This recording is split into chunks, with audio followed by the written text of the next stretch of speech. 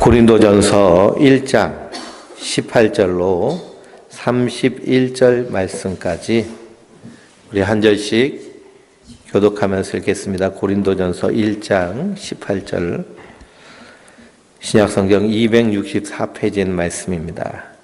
십자가의 도가 멸망하는 자들에게는 미련한 것이요 구원받은 우리에게는 하나님의 능력이라. 기록된 바 내가 지혜 있는 자들의 지혜를 멸하고 총명한 자들의 총명을 폐하리라 하였으니. 지혜 있는 자가 어디 있느냐, 선비가 어디 있느냐, 이 시대의 변론가가 어디 있느냐.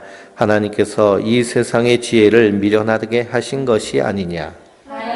하나님의 지혜에 있어서는 이 세상이 자기 지혜로 하나님을 알지 못하므로 하나님께서 전도에 미련한 것으로 믿는 자들을 구원하시기를 기뻐하셨도다.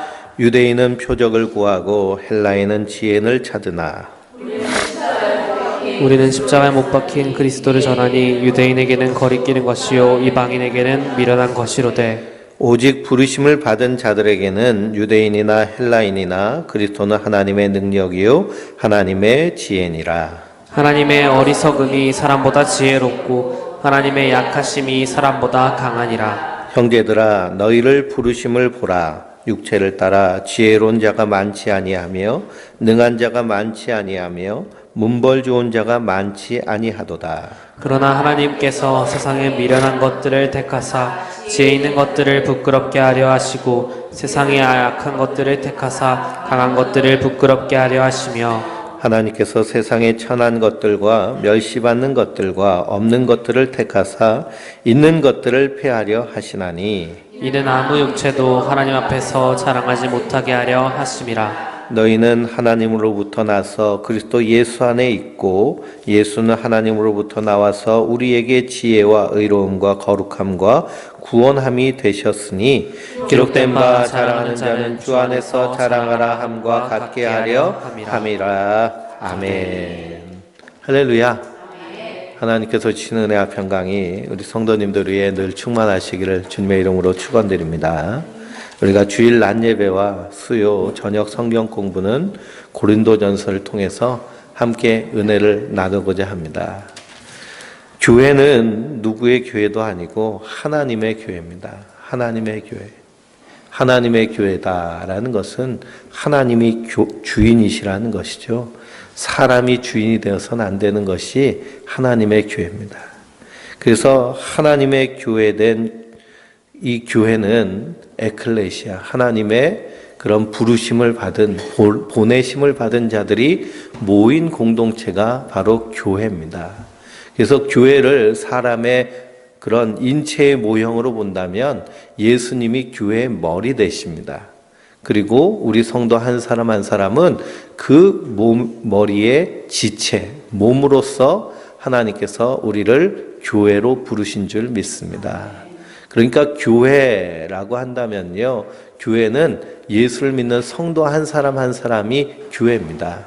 그러니까 우리 성도님들 한 분 한 분이 다 하나님의 교회인 줄 믿습니다. 그러니까 내가 교회인 거예요, 내가. 건물이 교회가 아니고요, 우리 한 사람 한 사람이 거룩한 하나님의 몸된 교회입니다. 근데 어디 저기 당구정 밑에 내려가 봤더니요, 어떤 교회는 이 플랜카드로 쭉 내려왔는데 써놓은 것이 있어요. 뭐 여러 가지 말을 써놨는데 그 가운데 이 건물을 하나님의 전으로 표현하고 있는 그런 내용들이 담겨져 있는 것을 보고 참 안타까웠습니다. 이 건물은요, 예배당입니다. 하나님의 교회된 우리가 모여서 하나님의 말씀을 듣고 그리고 기도하고 그리고 함께 교제를 나누기 위해 만들어진 터전이죠. 이 건물이 교회가 아닌 것입니다. 근데 건물을 성전이라고 말하는 것들은 잘못된 그런 가르침입니다. 건물이 교회, 건물이 성전이 아니라 우리 성도 한 사람 한 사람이 하나님의 교회이고 하나님의 성전인 줄 믿습니다. 그러니 예수님께서 말씀하시기를 남편이 아내 사랑하기를 그리스도께서 주의 몸된 교회를 사랑하듯이 그렇게 사랑하라 라고 말씀하셨는데요. 그 교회가 분명히 우리 안에서 개념되어지면 사랑의 대상이 분명하여지죠. 그러니 남편은 아내를 사랑하기를 그리스도가 교회를 사랑하듯이 사랑하라 라고 하는 그 사랑 가운데서 예수님은 우리를 하나님의 교회 삼으시기 위해서 어떻게 하셨나요? 십자가에 달려 죽으셔서 우리의 죄값을 다 치르신 것입니다. 그렇게 자기 목숨도 아끼지 아니하시고 사랑하신 그 사랑이 주의 교회를 사랑하는 사랑입니다. 그렇게 사랑하듯이 우리 성도가 서로 사랑하는 것. 그래서 교회를 사랑하는 것은 우리 성도 한 사람 한 사람 서로가 사랑하는 것이 교회를 사랑하는 것이죠. 예배당 건물을 사랑하는 것이 교회를 사랑한 것이 아니다라는 사실입니다. 그러나 우리가 하나님의 교회로 모이기 위해서 예배당 건물이 있으면 이 건물도 소중하게 여겨야죠. 그러나 예배당은 예배당이지 교회가 아니다라는 사실입니다. 이것이 흔들리고 이것이 헷갈려서는 안 됩니다. 그러므로 우리 성도 한 사람 한 사람이 하나님의 교회. 근데 머리는 누구시라는 거예요? 예수님이시라는 것입니다. 우리 몸이요, 우리의 머리에서 지시하는 대로 다 움직이죠. 우리의 몸이 우리 머리에서 지시하는 지시대로 움직이지 아니하면 그것을 뭐라고 하느냐? 암세포라고 합니다. 암세포. 암세포는요, 자기 몸에서 다 세포마다 해야 될 일들이 있는데 그 일을 거스리고 자기 멋대로 막 확장하고 세력을 키우는 것이 암세포죠. 그래서 암덩어리는 잘라내야 되는 것처럼 그래서 교회의 머리 대신 그리스도의 말씀에 따라서 따라가는 것이 몸된 교회의 모습인 줄 믿습니다. 그런데 고린도 교회는요, 몸된 그리스도의 말씀을 따라가지 아니하고 서로 파벌이 나른 거예요. 바울파, 아볼로파, 베드로파, 이 파도 저 파도 아니니까 우리는 그리스도파다라고 모여서, 그러니 그리스도파라고 해서 예수님을 특별히 사랑하는 사람들이 모인 모임이 아니라 자기들끼리 편가르기가 되었다라는 것입니다. 그러나 하나님의 교회는 결코 네 편, 내 편이 없는 줄 믿습니다. 왜 그럴까요? 우리는 그리스도 안에서 한 몸이기 때문에 그렇습니다. 한 몸이기 때문에. 손가락끼리 싸우지 않잖아요. 그렇죠? 손가락끼리 넌 너무 못생겼어. 그리고 잘라버리나요? 우리가? 그렇지 않죠. 다 못생긴 지체라도 내 몸이기 때문에 사랑하는 것처럼 교회는 그렇게 같은 말을 하고 한 마음으로 같은 뜻으로 온전히 합하는 것입니다. 무슨 뜻으로 합하느냐? 바로 십자가의 도로 하나가 되는 것이 교회인 줄 믿습니다. 그래서 오늘 말씀에 십자가의 도가 멸망하는 자들에게는 미련한 것이요 구원받는 우리에게는 하나님의 능력이라 라고 말씀하고 있습니다. 십자가의 도, 이것이 바로 기독교의 가장 복음의 핵심입니다. 복음이라는 것은요, 우리가 이 땅에서 번영하고 성공하고 건강하고 행복한 것이 복음이 아니라 예수님께서 십자가에 달려 죽으시고 부활하셨습니다. 이것이 복음입니다. 왜 예수님이 십자가에 달려 죽으시고 부활하셔야 되느냐? 우리 인간은요, 하나님의 피조물로 창조되었습니다. 그러니까 우리를 만드신 분이 계신 거예요. 우리는 스스로 존재한 자들이 아니고요, 하나님이 우리를 하나님의 뜻에 따라 만드셨습니다. 우리가 건물을 건축할 때도요, 다 이 건축하는 데는 설계자의 그런 설계대로 설계되었죠. 그래서 이 건물은 병원 건물로, 이 건물은 학교 건물로, 이 건물은 교회 건물로 사용하려고 하면 그 용도에 맞춰서 설계하고 건축하는 것처럼 하나님이 인간을 창조하실 때는 하나님의 창조의 그 뜻에 따라서 만들어지신 것입니다. 이사야서를 읽어보면 내가 이 백성을 창조하였나니 이 백성으로 하여금 무엇하게 하시기 위해서요? 하나님을 찬송하게 하시려고 하나님의 백성을 창조하신 줄 믿습니다. 그래서 하나님이 천지를 창조하시고요. 그리고 마지막 여섯째 날 사람을 만드셨습니다. 사람을 어떻게 만드셨느냐? 하나님의 형상에 따라서 만드신 거예요. 하나님의 형상에 따라서 만드셨다라는 것은 우리가 누구를 닮았다는 거예요? 하나님 닮았다는 겁니다. 그러면 우리가 결혼하여서 아이를 낳아보니까 아이는 누구를 닮았나요? 부모를 닮았죠. 하나님이 자녀를 부모 닮게 하신 이유가 있습니다. 왜 그러냐? 하나님의 형상대로 사람을 지으신 그 뜻을 깨닫게 하시기 위해서 부모와 자식이 닮게 하신 것이죠.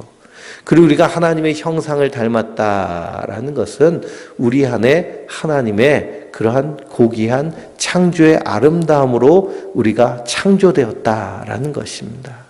그래서 하나님은 우리를 마치 자녀와 같이 창조하셨습니다. 그래서 하나님이 하나님의 백성을 부를 때 예수님께서 제자들이 예수님께 와서 예수님 우리에게 기도를 가르쳐 주세요 라고 할 때 예수님이 기도를 가르쳐 주시는 그 기도가 주기도문이죠. 그 주기도문의 제일 첫 마디가 뭘까요? 하늘에 계신 우리 아버지요. 하나님을 아버지라고 부르라고 하는 겁니다. 왜 그럴까요? 하나님의 형상에 따라 우리가 지음받았기 때문입니다. 하나님의 형상에 따라 지음받은 우리 인생들은요, 이 땅에서 하나님의 뜻에 따라 사는 것이 하나님의 뜻입니다. 하나님의 뜻은 무엇이냐? 우리가 이 땅에서 서로 사랑하는 것이죠. 그래서 요한에슬 목사님은 이 하나님의 형상에 대해서 세 가지로 말하고 있습니다. 첫째는 정치적 형상이에요. 정치적 형상, 우리가 정치를 하죠. 여당과 야당이 정치를 한다는 것은 여기의 뜻과 여기의 뜻이 다르지만 서로 그 안에서 합의점을 찾는 것이 정치하는 것입니다. 그런데 우리 안에 정치적 형상이란 무엇이냐? 서로의 인간관계에서, 그리고 인간과 자연과의 관계에서, 인간과 물질과의 관계에서, 인간과 하나님과의 관계에서 어떠한 관계, 정치적 관계와 그리고 형상을 가지고 사느냐가 정치적 형상인데요. 어떤 관계성을 가지고 사는 걸까요? 사랑이라는 관계성을 가지고 사는 것입니다. 그러니까 우리가 물질을 대할 때에도 사랑하는 마음으로, 이 세상 동식물을 대할 때에도 사랑하는 마음으로, 사람과 사람이 서로 대할 때에도 하나님의 사랑하는 마음으로, 하나님과 우리 사이에도 하나님의 사랑으로 사랑하는 그 사랑으로 살도록 하나님께서 우리를 창조하셨습니다. 그리고 자연적 형상이 있습니다. 자연적 형상이라 우리가 이 자연 가운데서 살아갈 때에 어떻게 살아가느냐라는 것인데요. 그 형상 가운데 핵심은 뭘까요? 또한 사랑입니다. 그리고 도덕적 형상이 있습니다. 도덕적 형상은 우리가 어떤 가치관을 가지고 사느냐 하는 것인데요. 그건 역시도 사랑입니다. 그래서 성경은 하나님은 무엇이라고 정의하고 있나요? 사도 요한은 하나님은 사랑이시니라. 그 사랑의 형상에 따라서 우리 인간이 하나님의 사랑에 따라 창조한 것이 바로 에덴 동산의 아담과 하와의 형상입니다. 그런데 하나님께서 에덴 동산에 선악과를 두시며 이것을 따먹지 말라. 이것을 먹는 날에는 정령 죽으리라 하십니다. 근데 뱀이 와가지고요. 사단이 와서 그 아담과 하와를 유혹하죠. 이것을 따먹으면 너 눈이 밝아져서 하나님처럼 된다. 그래서 욕심이 잉태하여 죄를 낳고 죄가 장성하여 사망에 이르게 되는데요. 그 욕심은 어떤 욕심이냐? 하나님처럼 되려고 하는 욕심 때문에 선악과를 따먹고 인간은 죄인이 되었습니다. 그래서 그 하나님의 형상을 다 잊어버렸습니다. 파괴됐습니다. 그래서 죄인인 인간은요, 서로 사랑하는데 서로 사랑하는 사랑의 방법 가운데 하나님의 사랑인 아가페적인 사랑을 하지 않고 기브앤테이크의 사랑을 합니다. 당신이 나한테 잘해주면 나도 잘해주는 것이고, 당신이 나에게 해를 미치면 나도 너에게 해를 미친다 하는 것이 인간의 사랑이죠.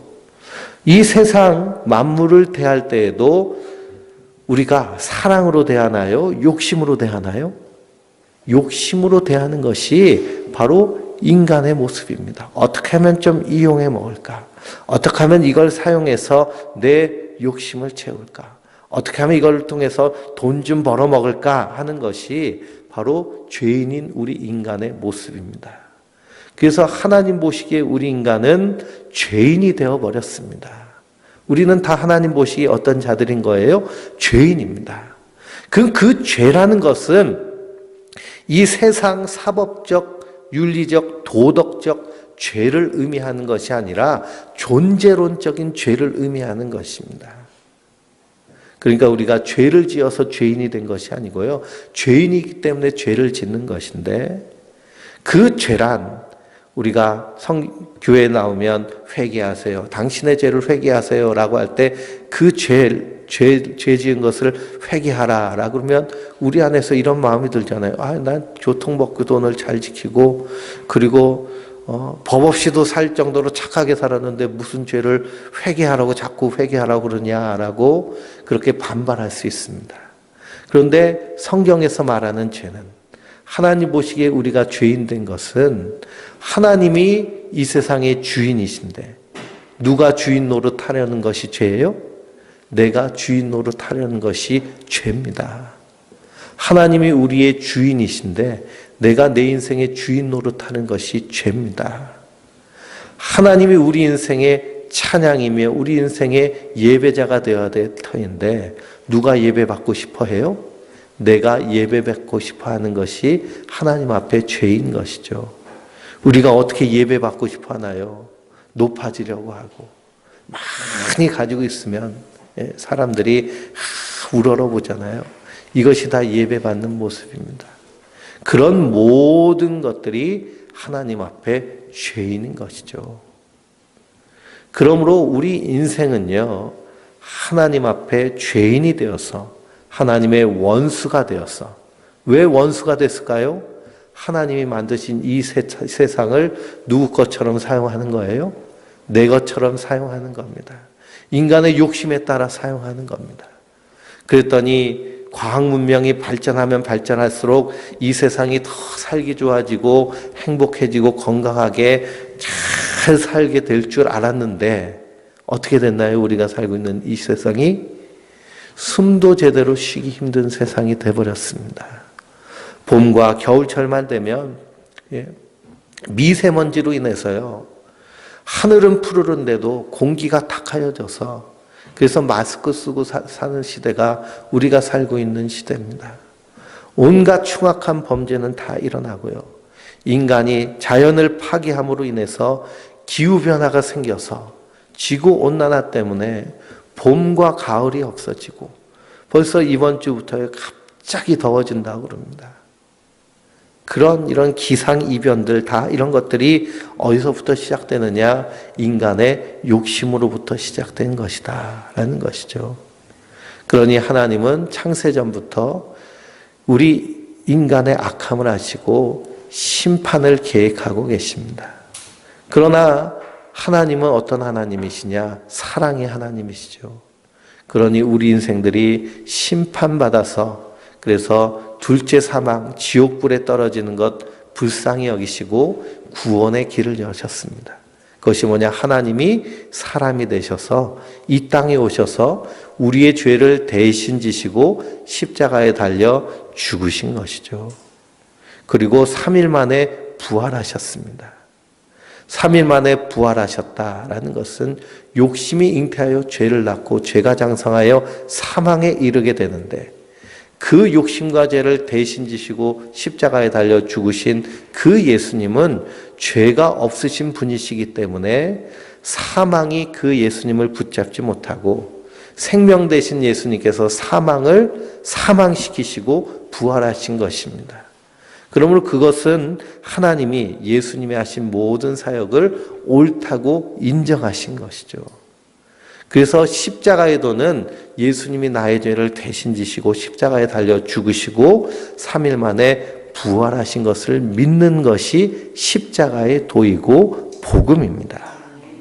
근데 이 십자가의 도가 하는 자들에게는 미련한 것이요 구원받은 우리에게는 하나님의 능력이라 라고 말씀하고 있습니다. 멸망하는 자들은 어떤 자들일까요? 이 십자가의 도를 믿지 않는 자들입니다. 구원받은 우리에게는 하나님의 능력이라. 구원받은 우리는 그 십자가의 도를 믿어지는 믿음을 하나님 우리에게 주신 줄 믿습니다. 그러므로 이 십자가의 도로 구원하기를 기뻐하시는 분이 바로 하나님이십니다. 근데 19절 말씀에 내가 지혜 있는 자들의 지혜를 멸하고 총명한 자들의 총명을 폐하리라 라고 하셨습니다.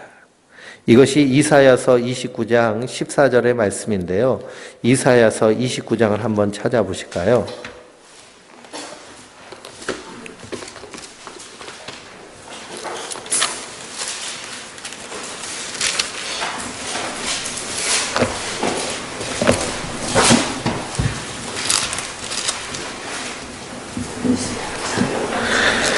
이사야서 29장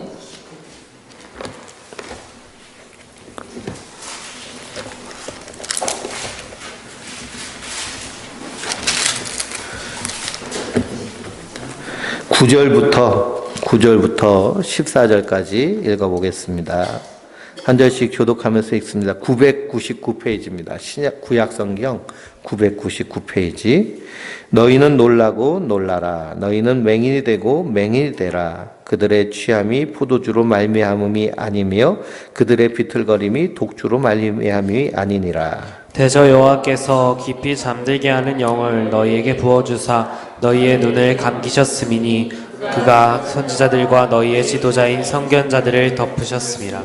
그러므로 모든 계시가 너희에게는 봉한 책의 말처럼 되었으니 그것을 글 아는 자에게 주며 이르기를 그들에게 청하노니 이를 읽으라 하면 그가 대답하기를 그것을 봉해졌으니 나는 못 읽겠노라 할 것이요. 또 그 책을 글 모르는 자에게 주며 이르기를 그대에게 청하노니 이를 읽으라 하면 그가 대답하기를 나는 글을 모른다 할 것이니라. 주께서 이르시되 이 백성이 입으로는 나를 가까이 하며 입술로는 나를 공경하나 그들의 마음은 내게서 멀리 떠났나니 그들이 나를 경외함은 사람의 계명으로 가르침을 받았을 뿐이라. 그러므로 내가 이 백성 중에 기이한 일 곧 기이하고 가장 기이한 일을 다시 행하리니 그들 중에서 지혜자의 지혜가 없어지고 명철자의 총명이 가려지리라. 아멘. 이 말씀은 무슨 말씀이냐? 이 십자가의 도는요, 세상 지혜로는 알 수 없는 것이다 라는 것입니다. 십자가에서 하나님의 아들이 못 박혀서 죽었다라는 것은 우리 인간의 이성으로는 도무지 믿을 수 없는 그런 이야기라는 것입니다. 그러니 지혜 있는 자나 선비나 이 시대의 변론자나 이 하나님의 이 비밀 십자가의 도를 세상의 지혜로는 알 수 없게 하신 것이 십자가의 도인 줄 믿습니다. 그래서 21절 말씀에 하나님의 지혜에 있어서는 이 세상이 자기 지혜로 하나님을 알지 못하므로 하나님께서 전도에 미련한 것으로 믿는 자들을 구원하시기를 기뻐하셨도다 라고 말씀하십니다. 그러니 이 세상이 자기 지혜로 하나님을 알 수 없는 것이 십자가의 도입니다. 그러니 우리 안에요, 이 십자가의 도를 깨달아 알 수 있는 지혜가 없다는 것입니다. 그래서 하나님께서 전도에 미련한 것으로 믿는 자들을 구원하기를 기뻐하셨다라고 하셨습니다.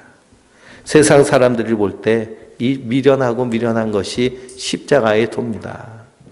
그러니 세상 사람들 볼 때 교회에 나와서 예배 드린다고 하는 사람들 다 어떻게 보이나요? 미련하게 보이는 겁니다. 저 말도 안 되는 짓을 한다. 십자가에 달려서 죄를 다 대신 지고 그리고 그게 무슨 말이나 되는 얘기냐. 우리는 다 슈퍼맨이라든지 그런 영웅이 나오는 영화들 보면요. 그 영웅들은 한결같이 어때요? 이기고 또 이기는 것이 영웅의 모습입니다. 그런데 예수님은 십자가에서 어떻게 하셨어요? 죽으신 거예요. 죽으신 거. 그러니 이것을 도무지 이 세상 지혜로는 깨달아 알 수 없는 것입니다. 그래서 22절에 유대인은 표적을 구하고 헬레인은 지혜를 찾으나 우리는 십자가에 못 박힌 그리스도를 전하니 유대인에게는 꺼리는 것이요 이방인에게는 미련한 것이로되 라고 말합니다. 그러니 유대인들에겐 왜 거리끼는 것이 되었느냐? 분명히 율법에요. 나무에 달린 자는 저주받아 죽은 자입니다. 나무에 달려 죽은 그 예수님이 하나님의 아들이다라고 하니까 저주받아 죽은 자가 왜 하나님의 아들이냐? 또 그 저주받아 죽게 십자가에 못 박은 자들이 누구예요?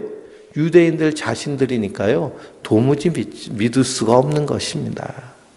그리고 이 이방인들, 이 헬레니즘 사상 가운데는 그리스 신화가 나오죠. 그리스 신화에 나오는 그 여러 가지 제우스 신, 아폴로 신 이런 신들은 얼마나 힘이 세고 강합니까? 불사의 신들인데요.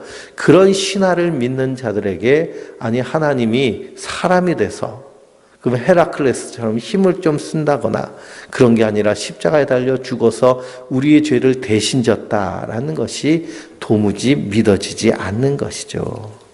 그러니 세상 지혜로는 도무지 십자가를 전하여도 깨달을 수 없는 것이 바로 십자가의 도인 줄 믿습니다. 그런데도 사도 바울은 무엇으로? 전도에 미련한 것으로 하나님은 믿는 자들 구원하시기를 기뻐하셨도다라고 말합니다.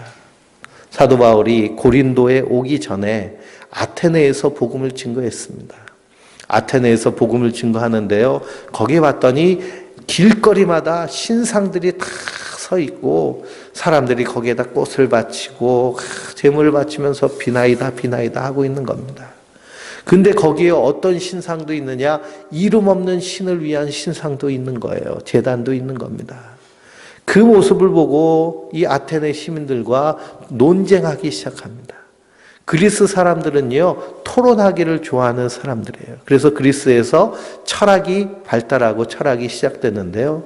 이 논쟁하기 좋아하는 그리스 사람들하고 자기의 언변과 자기 지식으로 논쟁을 하였더니 복음이 증거되기는커녕 철저하게 실패하고 거기서 쫓겨나듯 도망칩니다. 그리고선 그가 회개하고 깨닫는 것이 무엇이냐? 내 지식, 내 언변으로 내 유창한 말로 전해야 거기에 아무 능력도 없구나. 그래서 십자가의 복음만 증거한 거예요.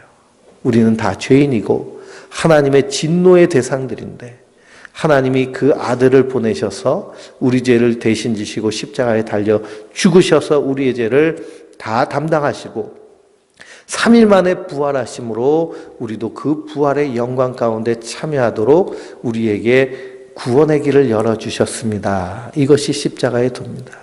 근데 놀랍게도요, 이 복음을 증거하였는데 정말 세상 사람들이 들을 때는 비웃고 조롱할 만한 미련한 것처럼 보이는데 이 복음을 전했는데 듣고 나와서 예수를 믿는 자들이 나오더라라는 것입니다. 이것은 사람이 하는 일이 아니라 누가 하시는 일이라는 거예요? 하나님이 하시는 일이다라는 것입니다. 그리고 이 믿음은 우리에게서 나는 것이 아니라 하나님의 선물로 주어지는 것이다라는 것이죠.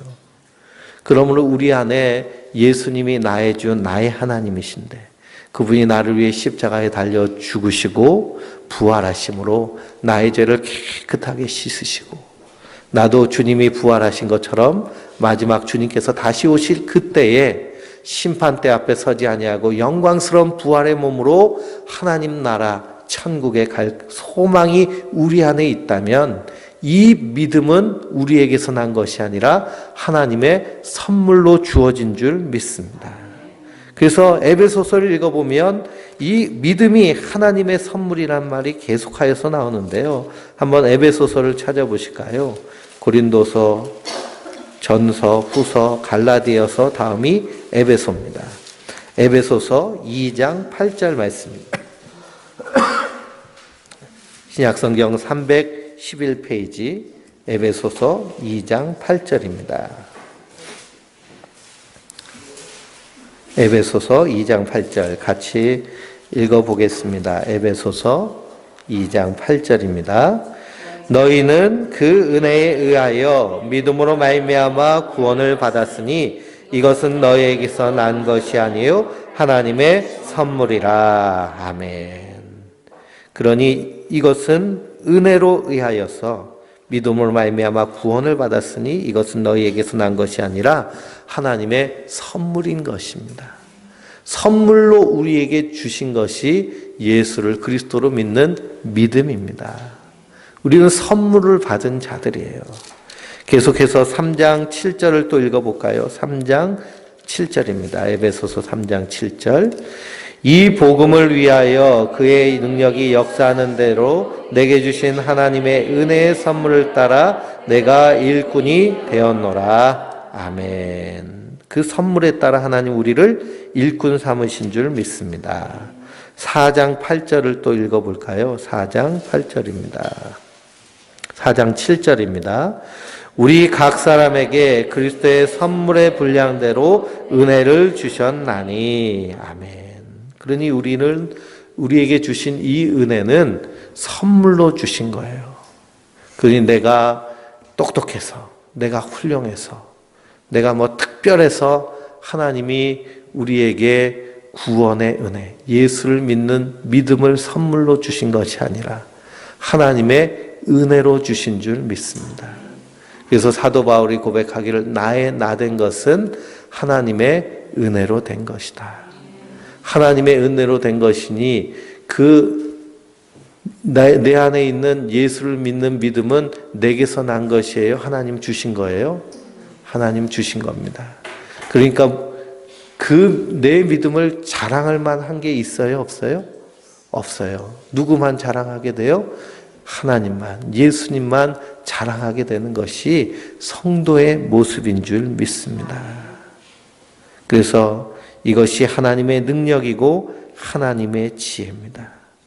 이것을 우리에게 믿어지는 믿음으로 주시는 것은 우리에게서 난 것이 아니라 하나님의 선물로 주신 것이죠. 그래서 요한복음 1장을 찾아보실까요? 신약성경 요한복음입니다. 요한복음은 고린도전서 앞에 로마서 사도행전 그 앞에가 요한복음입니다. 요한복음 1장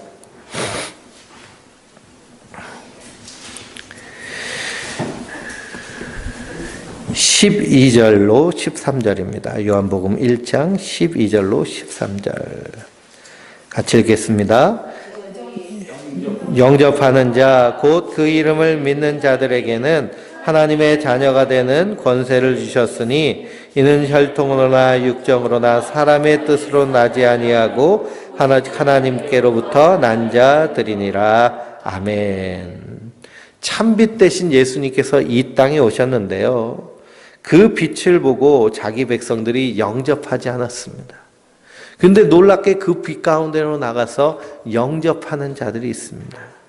그 영접하는 자는 어떤 자들이냐? 바로 하나님의 자녀가 되는 권세를 주셨는데 이는 혈통으로나 육정으로나 사람의 뜻으로 나지 아니하고 오직 하나님의 뜻으로 난 자들이니라. 그러니 하나님의 뜻에 따라 부르심을 받은 자들이 바로 하나님의 교회된 우리는 오직 예수 그리스도를 믿는 믿음 하나만으로 만족하며 기뻐하며 감사하며 사는 자들이 성도들인 줄 믿습니다.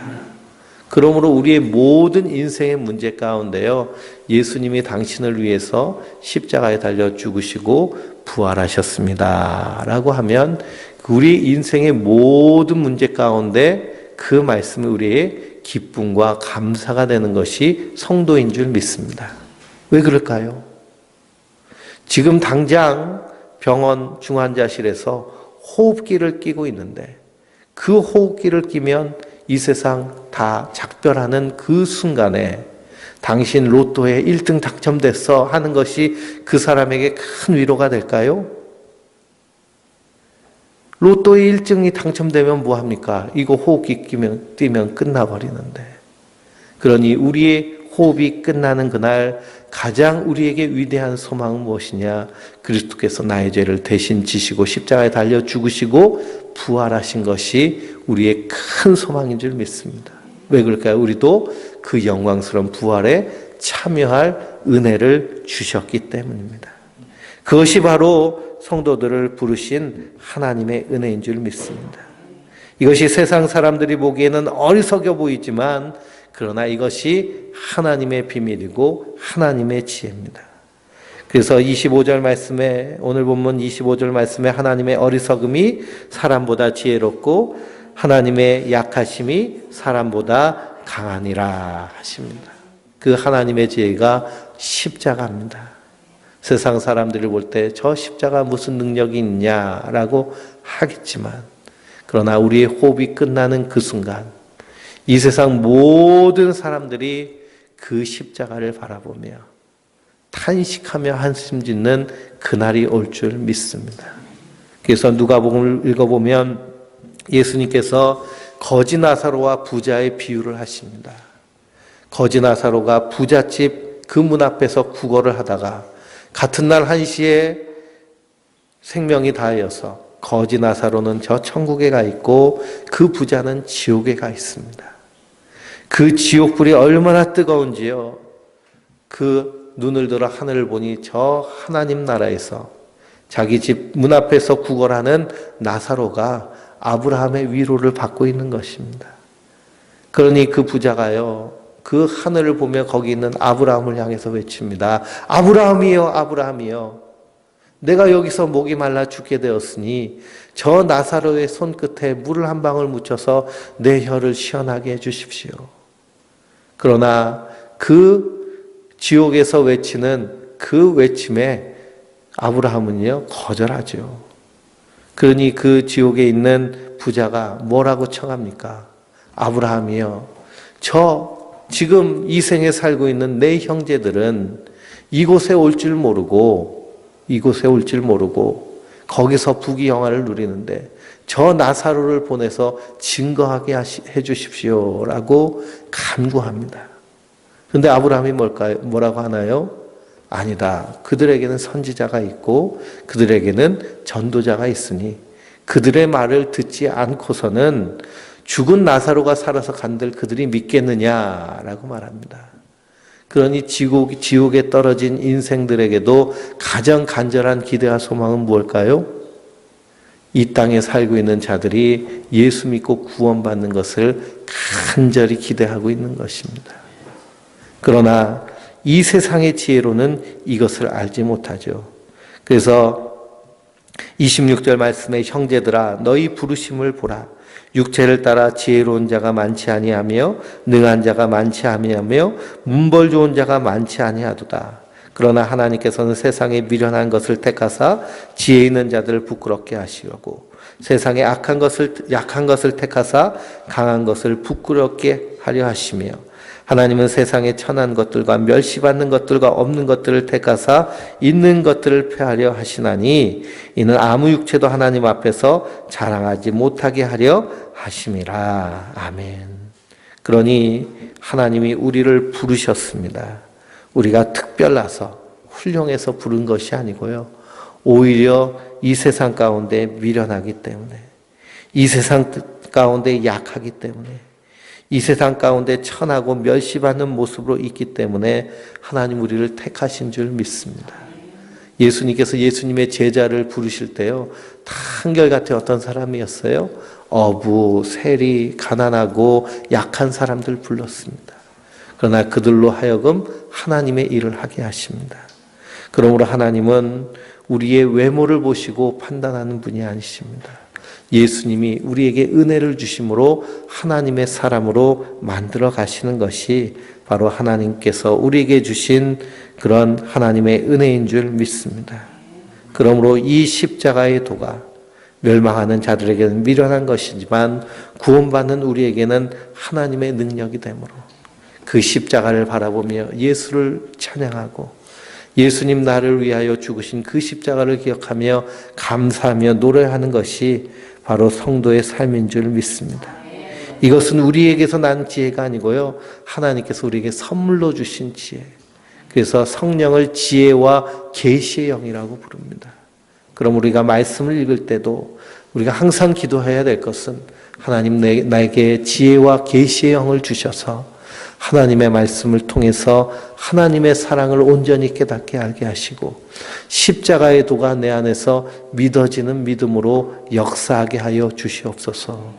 이렇게 기도함으로 우리의 믿음이 더 깊고 넓고 높고 넓어지는 그런 하나님의 그 풍성한 사랑 가운데 충만해지는 하나님의 사람으로 승리하시길 주님의 이름으로 축원드립니다.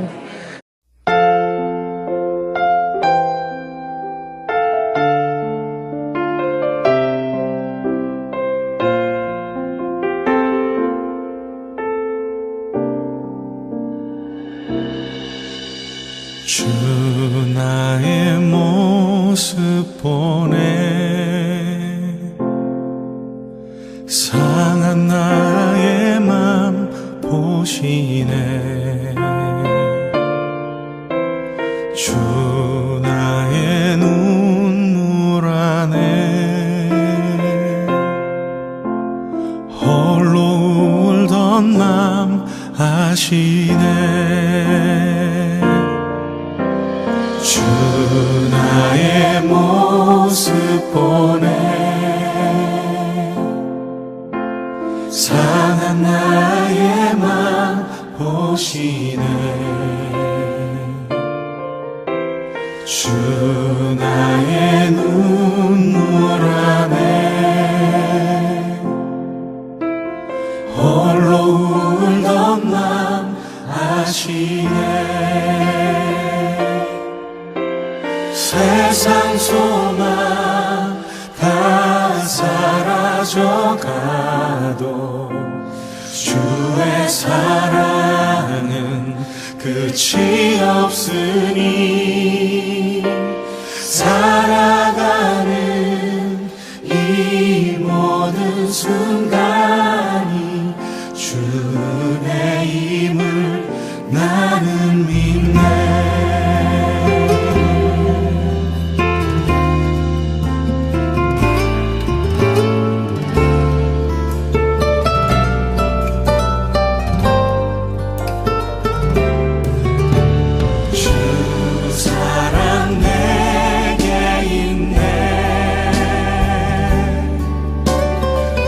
사랑이 날 채우네 주 은혜 내게 있네 그 은혜로 날 세우네 세상 소망 다 사라져가도 주의 사랑은 끝이 없으니 살아가는 이 모든 순간이 주 은혜임을 나는 믿네 세상 소망 다 사라져가도 주의 사랑은 끝이 없으니 살아가는 이 모든 순간이 주